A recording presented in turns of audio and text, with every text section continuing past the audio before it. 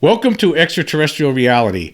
Recently, in Colorado, there have been dozens of cattle that have been mysteriously slaughtered. And there's a whole bunch of articles online. I'm going to just read from one of them here. Here's one from Newsweek that was just published. It says, dozens of cattle have been slaughtered by a mystery creature in Colorado that left no tracks.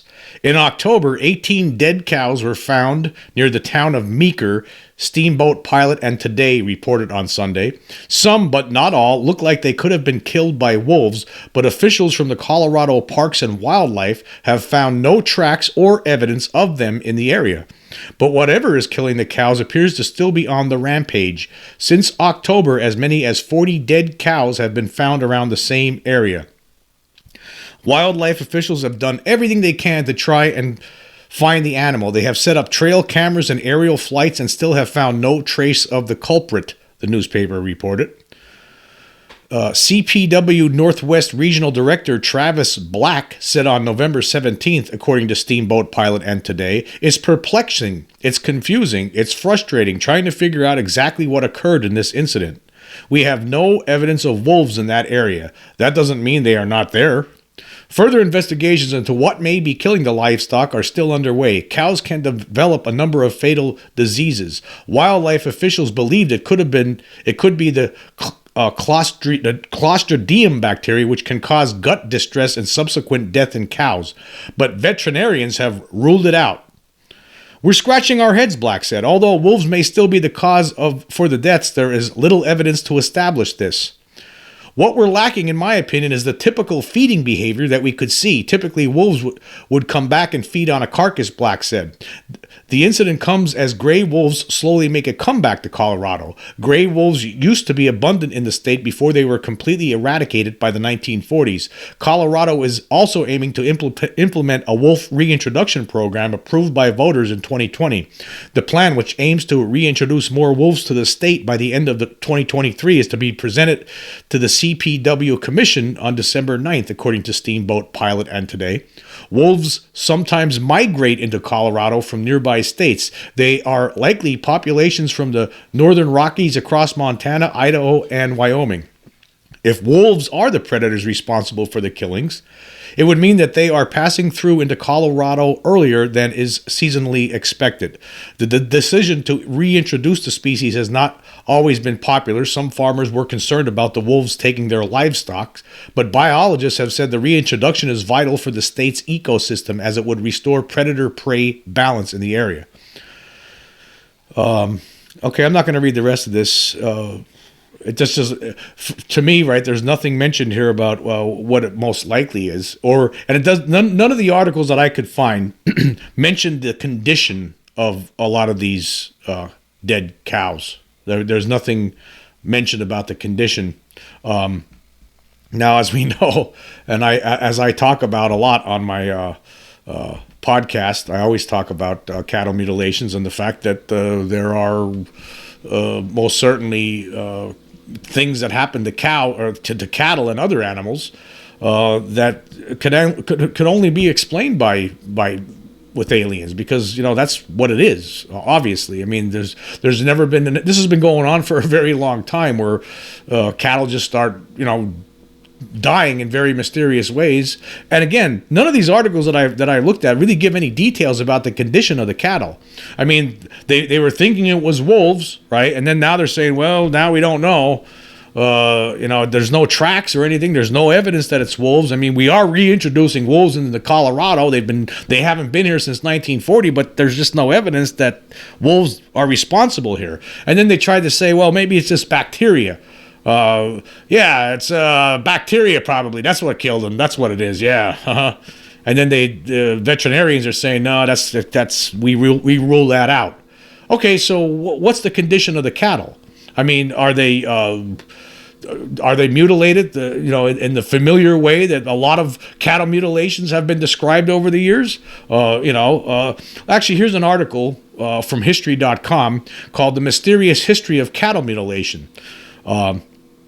And, it talks about Colorado. Back in the 1970s, there was a lot of things going on in Colorado with regard to cattle mutilation. And this article talks about some of that. Anyway, let's dig into this article a little bit. It says here, the bovine corpses stunned the ranchers who found them. The animals' ears, eyes, udders, anuses, sex organs, and tongues had routinely been removed, seemingly with a sharp, clean instrument. Their carcasses had been drained of blood. No tracks or footprints were found in the immediate vicinity, nor were any of the usual opportunistic scavengers. Okay, let's just stop there. Doesn't that sound familiar? That sounds familiar, doesn't it? That sounds like this story. There's no traces of any of the opportunistic scavengers. They were thinking at first, oh, this is wolves, must be wolves.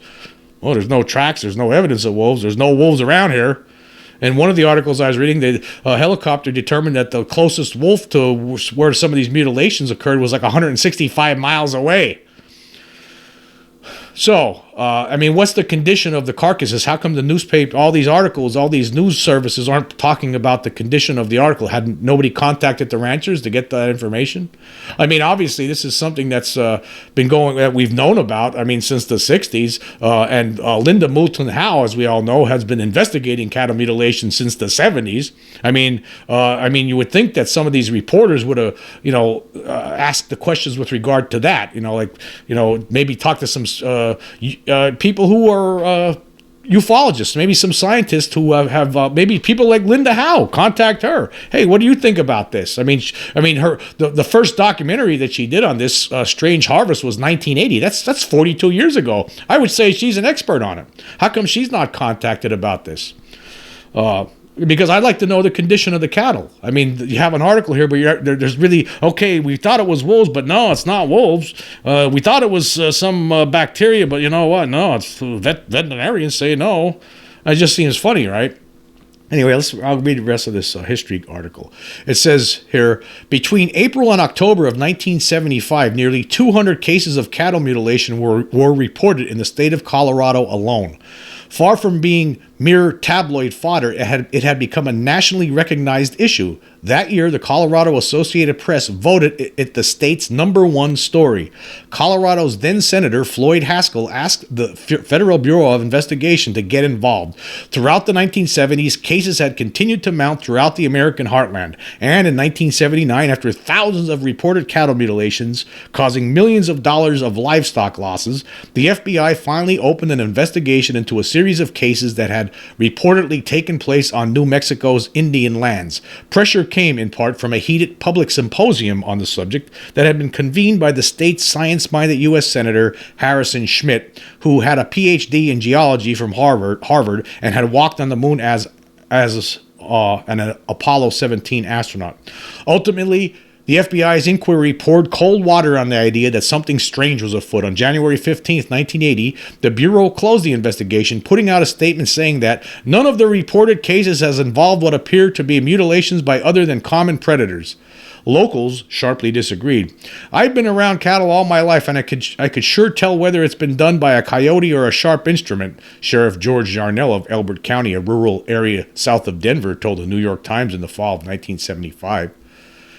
Mysterious livestock mutilations were confined to the 1970s or to the United States. Similar cases involving sheep, cows, or horses have been reported as far back as the early 17th century and as recently as 2019. The 70s cases, however, brought the most widespread attention.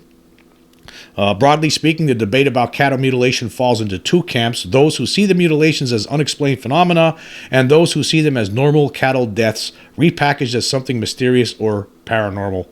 Okay, let's just stop there for a minute. There's not a lot of information about these mutilations in these articles, so we really don't know. But I'd like to know more. Okay, if it's not wolves like they originally thought, there's no evidence of predators like a wolf.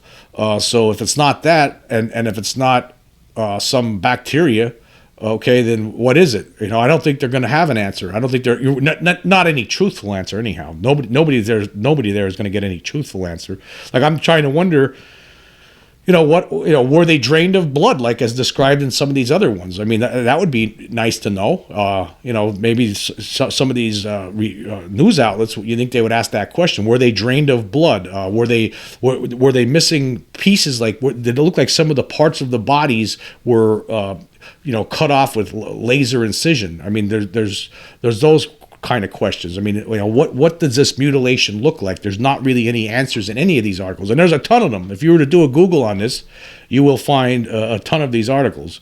So that's what I'd like to know.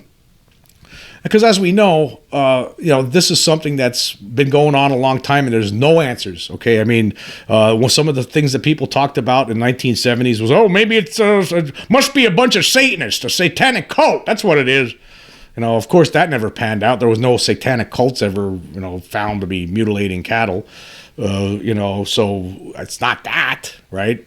And in this case, we know now that it's not wolves. There's no tracks. There's no evidence of wolves. We know it's not bacteria. So again, I think it'd be interesting to get some more information. But, in this day and age, I mean, coming out with, maybe there's an effort by somebody somewhere to hey, we don't want people to know what kind of condition these cattle were in. So, just keep that under your hat. Maybe that's something that's being told to these ranchers. Maybe these ranchers don't want to get into that. Maybe some of these ranchers actually believe it is UFOs or that extraterrestrials are responsible, but they don't want to say that. I mean, why, people might make fun of them. The press might make fun of them. Who knows? I mean, I don't know. I mean, I just find it funny that there's not a lot of information about the condition of these cattle, and they don't have any answers, and this has been going on since October. It's now, December? 40 cows mysteriously killed and no signs of any predators, no bacteria, and they're just dead. What condition were they in? Were they drained of blood? Were there parts of their bodies removed surgically as if by a laser? That's some of the questions that a lot of us have. I mean, if none of those things are present, like some of these other, some of those things, those descriptions, if that doesn't, if the cases here don't fall into that, then that'd be nice to know anyway. Then we could rule it out. I wouldn't have to be talking about it right now. But it sounds like it might be. That might be the case. It could possibly be, extraterrestrial. I mean, why not? It's happened before, obviously. I mean, there's actually, in some of these cases, you read about some of these things, a lot of these cattle mutilations over the years, there's actually been some ranchers who camped out all night and would see actually objects, lights. There's actually a lot of UFOs reported during cattle mutilations. Has anyone seen any UFOs? Maybe people don't want to go there right now. Maybe they're being told not to go there right now. I don't know. I mean, it would be nice to at least see some of the information about the condition of the cows in one of these articles, because I'm not really finding it. There's really not much there.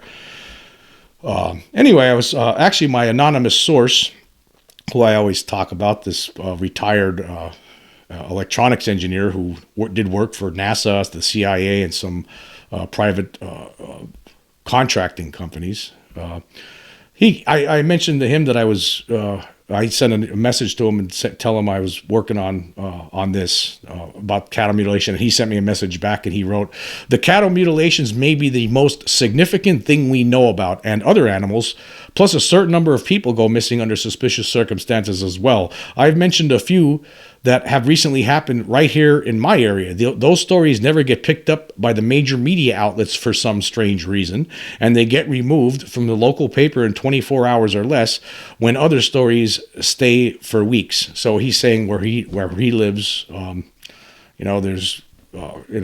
there's cattle mutilations that occur, and it seems like something that the newspapers don't want to really talk about. And if they do talk about it, the story will disappear after a couple of days, and while other stories will remain available to read.